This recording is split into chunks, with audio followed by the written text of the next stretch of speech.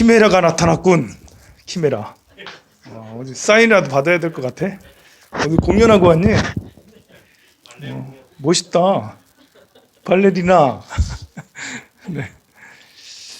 그 어떤 이제 그 나이 든 의사 선생님이 젊었을 때 좀 처음에 레지던트 이렇게 할 때 산부인과 쪽에 가서 이제 레지던트를 할 때쯤이라고 그래요.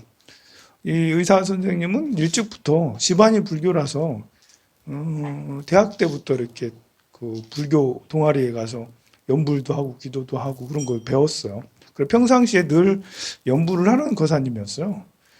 근데 어느 날 이제 이렇게 어떤 환자가 왔는데 아이가 뱃속에서 죽은 거예요, 세상에. 그 아이 갖는 게 정말 쉽지 않잖아요.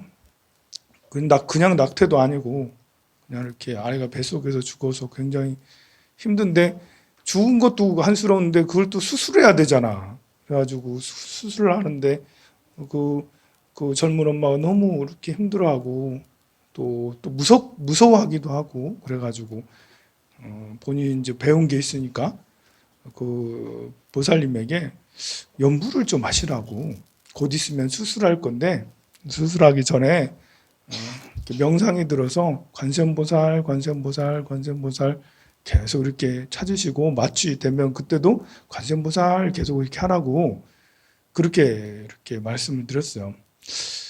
수술이 끝나고 나서 이 보살님이 굉장히 이렇게 밝은 모습으로 어머 의사 선생님 정말 신기한 일이 있었어요.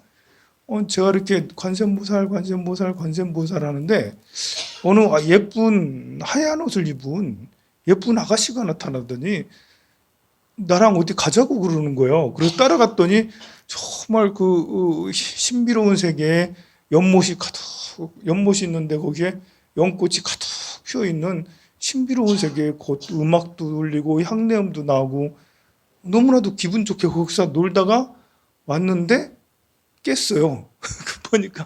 보니까 의사 선생님이네요. 아픔도 없이 괴로움도 없이 그런 일이 있었다고 참 신기한 일이라면서 그랬어요.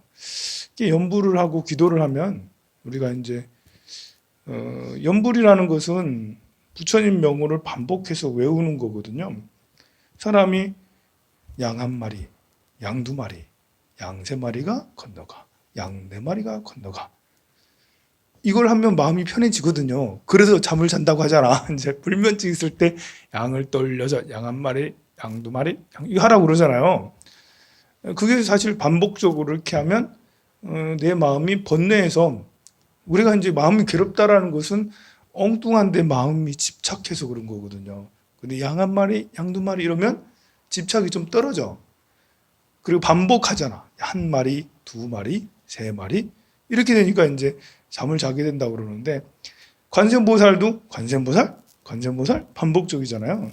그런 반복적인 것뿐만 아니라 관세음보살님은 신비한 힘이 있어요. 우리가 양 한 마리, 양 두 마리, 양 세 마리 한다고 해서 신비한 현상이 일어나는 건 아니에요. 그냥 마음이 좀 편안해질 수 있지 저렇게 이상한 여인이 막 나타나서 어느 이상한 세계에 데리고 가는 이런 것들은 일어나지 않아요. 근데 관세음보살은 실제로 존재하시는 분이거든요. 우리가 있는 3차원으로 존재하는 게 아니라 우리가 지금 이렇게 보여지고 만져지고 하는 이런 걸로 존재하는 게 아니라 4차원, 5차원, 6차원으로 존재하는 거죠. 우리가 보고 느끼는 이런 육신의 차원이 아닌 차원으로 존재를 해요. 그분의 명호를 외우면 그분이 이렇게 나타나시는 거죠. 그 중에 이제 이렇게 인연이 깊은 사람, 이제 인연이 깊은 사람은 어떤 사람이 주로 인연이 깊냐면 약간 비현실적인 사람이야. 현실적인 사람은 현실적이다, 비현실적이다라는 것은 현실적이다라는 것은 돈밖에 모른다는 거예요. 그냥 보이고 이것만 이제 그 보이고 느끼고 하는 것만 최고로 생각하는 사람이고요. 비현실적인 사람은 좀 이상적인 사람으로서 착하게 살아야 된다는 걸 믿는 사람, 그리고 이렇게 뭔가 이제 그 자기 내면에 깊이 있는 자기 자신을 깊이 바라보는 어떤 그런 거, 모든 게 참 내 탓인 것 같다. 마음이 참 중요해. 사람은 겉모습보다 마음이 중요하지. 그리고 독서 같은 것도 좋아하고 강의 같은 것도 좋아하고 이런 사람들이 이제 머리가 좀 이제 이렇게 깊은 사람이라 할 수 있어요. 그런 사람들에게는 이제 관세음보살님이 더 많이 느껴져. 현실적인 사람은 뭐 그런 게 나타나나 이런 생각조차도 안 해. 그런데 이상적인 사람들은, 꿈을 쫓는 사람들은 그런 일이 막 생기고 그러죠. 이 의사 선생님이 이제 이렇게 다른데 이제 발령이 아니라 이제 그 취업이 돼서 의사 초기에 이제 이렇게 하는데 심근경색으로 어떤 사람이 이렇게 온 거예요.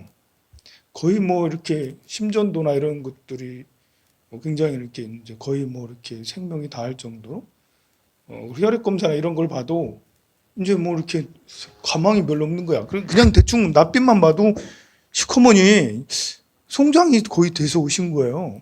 근데 가족들은 와가지고 살려달라 막 이렇게 이 사람 붙잡고 저 사람 붙잡고 의사 선생님이 그때는 유일한 희망이잖아요. 의사 선생님한테 매달리는 거야. 야, 이건 수술은 하긴 해야 되는데. 그래 이제 오후에 저녁에 수술 7시 이렇게 예약이 잡혀져 있는데 바로 수술하는 거죠. 그 의사 선생님이 이제 그 가족들에게 이제 얘기를 했어요. 이 원력을 좀 크게 세워서 원을 좀 크게 세우면 가망이 있습니다. 원을 크게 세우라뇨? 무슨 말이죠? 모든 게 원을 크게 세우는 거죠? 이렇게 이분이 만약에 이렇게 생각하십시오. 부처님 전에 이분이 만약에요, 그 우리 아버님이 만약에 건강해지시면 내 나머지 삶을 부처님을 위해서 살아가겠습니다. 깨달음을 위해서 살아가겠습니다. 사회봉사를 위해 살아가겠습니다. 남을 위해 살아가겠습니다. 라고 큰 원을 세우고, 그리고 이제 밤새 1만 번 이상 나무아미타불을 계속 외우라고. 나무아미타불. 이렇게 거의 돌아가실 건데, 돌아가시더라도 우리가 이제 돌아가시기 직전과 직후에 기도를 해주고 나무아미타불을 이렇게 연부를 해주면 반드시 이렇게 왕생하기가 훨씬 더 쉽거든요. 그러니까 혹시 돌아가실 지금 상태가 그러니까 돌아가실 수도 있으니까 나무아미타불 지극정성으로 10,000번 이상 다들 연부를 하라고. 그리고 정말 이제 부처님의 은혜가 있다면 이게 이제 수술도 잘 되고 호전이 될 수도 있으니까 더더욱 열심히 하라고. 그래 7시부터 이제 수술에 들어갔어요. 그렇게 얘기를 하고. 근데 12시가 되고 1시가 되면서 가망이 더 없어지는 거야. 이거는 큰일이네. 그래서 이제 문을 열고 가족들한테 마음의 준비를 하라고 이렇게 얘기하러 나갔더니 다들 똘똘 뭉쳐가지고 나무아미타불 얼마나 열심히 하는지 너무 열심히 하니까 말을 말해주기가 어려운 거예요. 이렇게 이제 여러분들이 이렇게 절에 딱 갔는데 대웅전 딱 문 열었는데 거기 어떤 스님이 과부자를 탁 들고 참선을 쫙 이렇게 허리를 딱 세우고 참선하고 있어 봐. 그럼 뭔가 이렇게 뭔가 굉장히 이렇게 위험이 있거든요. 말을 붙일 수가 없을 만큼 위험이 있어요. 그러니까 신도들도 마찬가지예요. 이렇게 문을 딱 열었는데 다들 정신없이 나무아미타불을 열심히 하고 있는 거예요. 그리고 다시 문을 닫고 돌아가서 그래도 해볼게라고 열심히 이렇게 자기도 본인도 이제 이분 잘 되라고 깨어나라고 기도하면서 집도를 해서 이렇게 하고 있어요. 새벽 한 3시, 4시쯤 되니까 이제는 신기하게 조금씩 회복이 되는 거예요. 너무나도 신기하게 회복이 조금씩 되는 거예요. 그래가지고 이제 끝날 때쯤에는 야, 이 정도면 가망이 있을 수 있겠다. 이제 사람들한테 이렇게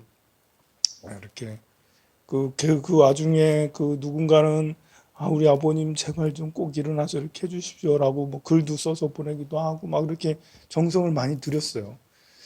너무나도 다행히 며칠 지나서 걸어서 이렇게 나가셨다라고 그래요. 기도의 힘이라는 건 정말 그런 것 같아요. 또 원력을 세워서 이 가족들이 그분을 위해서 기도했잖아.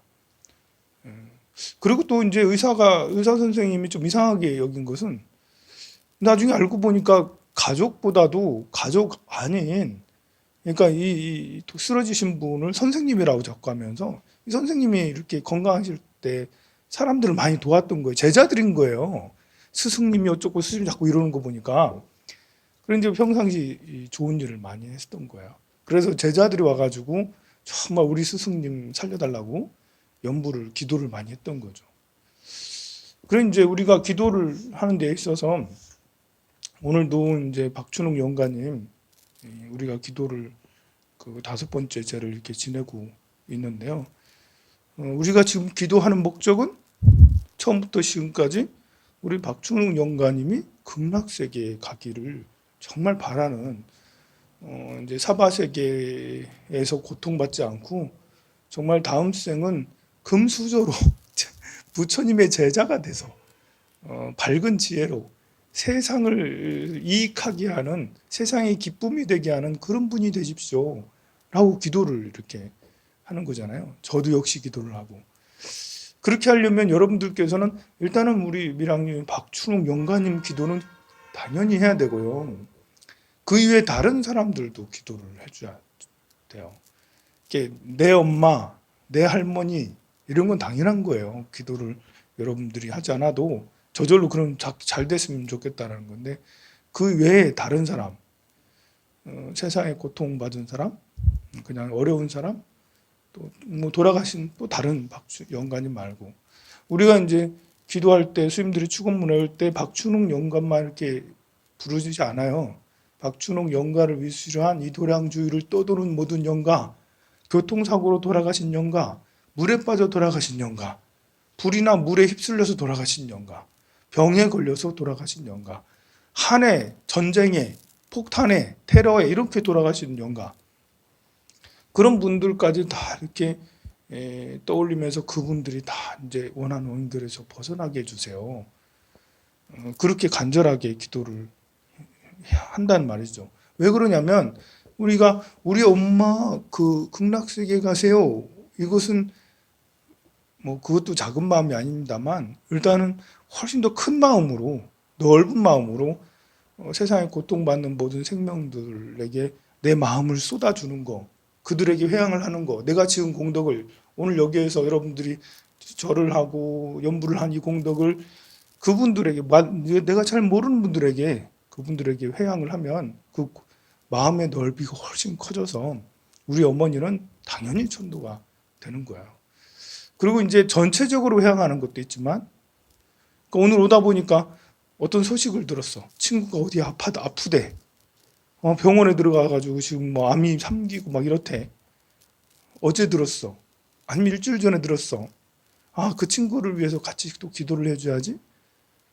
오늘 기도하는 것은 어머니를 위한 천도제이긴 하지만 혹시 그런 생각을 가질 수 있어요, 여러분들이? 어머니를 위한 천도제를 하는데 내가 내 친구가 병들었는데 병들은 걸 기도를 해줘야 되나? 엄마를 위해서 기도를 해주나? 이걸 헷갈려하는 사람이 있는데 그 헷갈려 할 게 아니에요. 내가 내 친구가 병 걸려서 아프다는데 그 아프다는 친구를 위해서 기도해주면 그것도 공덕이 되잖아요. 그것도 보통 마음이 아니야. 그러면 내가 친구를 위해 아픈 친구를 위해서 기도를 해줬어. 얼마나 훌륭해. 그 마음을 또 어머니를 위해서 이렇게 쏴드리면 되잖아요. 그걸 서로 다른 거라고 생각할 게 아니에요. 내가 친구를 위해서 아니면 내 회사를 위해서 아니면 우리 국가를 위해서 아니면 텔레비에 누가 보니까 누구야 갑자기 생각이 또 안 나네. 있잖아 아가씨 이쁜 아가씨가 얼마 전에 연예인이 돌아가셨잖아. 그래 설리 아가씨가 애기보살이 돌아가셨잖아. 그럼 그 얘기를 들으면 참 어제 이제 우리 거사님이 이제 이렇게 오셨거든요. 우리 거사님이 요즘에 좀 우리 황룡사를 괴롭히는 거사님이 갑자기 생겼어. 술 드시고 오셔가지고는 북카페에서 이제 보살님들한테 아줌마 이러면서 그러기도 하고 큰 소리로 막 욕을 한 번씩 하고 막 그래. 작은 소리로 안 해요. 또 이제 이쪽 끝에서 저쪽 끝에까지 왔다 갔다 하시면서 하셔. 그리고 꼭 나를 찾아요. 왜 나를 찾는데? 나도 이렇게 그렇게 술 드시고 있으신 분하고 같이 이렇게 하는 거 쉽지 않고. 근데 어제 마침 이제 기도도 많고 어제도 제도 많이 있었거든요. 그 법당이 막 이렇게 있어야 되는데 그 이제 화장실 간다고 중간에 내려가지고 갔는데 딱 봐주셨네? 스님 참, 내 너무 힘든데 나 힘든 중생을 위해서 좀 이렇게 상담 좀 해달라고. 아, 거사님 조금만 기다리시라고. 내가 법당에서 이걸 해야 된다고. 스님 설리 알죠? 설리. 설리. 왜 거기서 설리가 나오는데? 아니 본인이 이제 이렇게 그런 마음이 힘들어서 설리가 그러니까 본인도 따라서 그러겠다라는 뭐 그런 나한테 협박인 거죠. 아니 그래도 이렇게 좀 기다리시라고 끝나고 그렇게 하겠다고. 그래서 이제 올라와서 열심히 기도했다. 근데 따라서 조금 있다 올라오신 거예요. 올라와가지고 여기 와가지고 또 뭐 여기 와서도 큰 소리로 뭐라 하는데 내가 창피해가지고 제자들한테 얼마나 미안하든지 그래가지고 가가지고 이렇게 나 사실은 겁났죠. 나 그런 거 겁이 많거든요. 가만히 가서 말릴까 말까 하다가 이제 도가 너무 지나쳐서 이렇게 가서 이렇게 또 나를 또 보니 웃으시네. 나는 또 좋아하시네. 어이 스님이에요? 이러면서 스님이면 제가 나갈게요. 그래가지고 아직 기도가 안 끝났으니까 기도 끝나고 봐요. 아니 지금 또 설리 얘기를 또 말해서 설리. 내가 힘들어 이러면서. 그래 이제 얼마나 마음이 힘들면 그렇게 하셨겠나, 하시고 계시겠나. 벌써 몇 번째 오셔서 또 술 드시고 그러시고 그렇게 하시는데, 제가 이렇게 처음에 그 거사님하고 이제 상담을 했을 때 그 생년월일을 한번 물어보고 그랬어요. 근데 이분은 정상적으로 이렇게 했으면 교장 선생님처럼 이런 상태라고, 지금 60 전후 정도 됐으니까. 근데 어렸을 때부터 공부를 전혀 하지 않은 거예요. 교장 선생님 정도 될 수 있는 사람이라면 뭐냐면 아까 말한 대로 머리가 큰 사람이에요.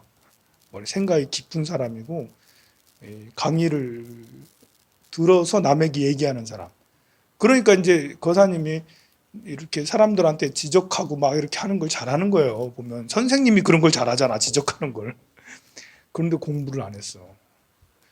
이러면 참 문제인 거예요. 본인이 공부를 해야 될 사람인지 전혀 모르고 살아온 거야.